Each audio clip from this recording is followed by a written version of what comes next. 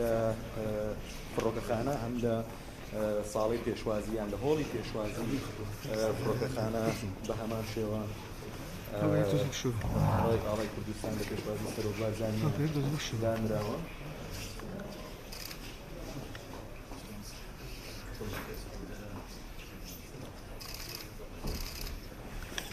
پێشوازی سەرۆکبارزانی لەلایەن مەلیک فەیسەڵ بن حسێن برای شاع عەبدوڵڵا بوو کە سێیەم کەسە لە خانەوادەی مەلەکی و ڕەوشکاری باڵای سیاسی مەلکی ئوردونە شای ئوردونە شاع عەبدوڵڵا.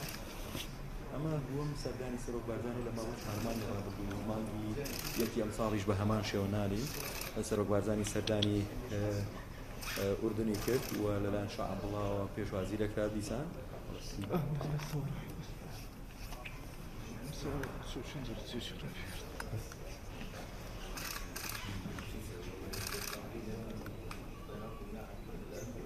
درستە.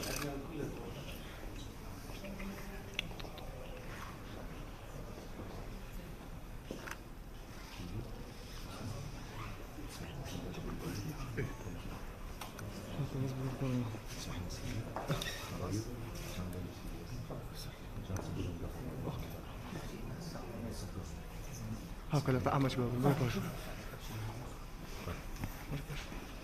بس الطعام سيء هاكا بالشو باش هاكا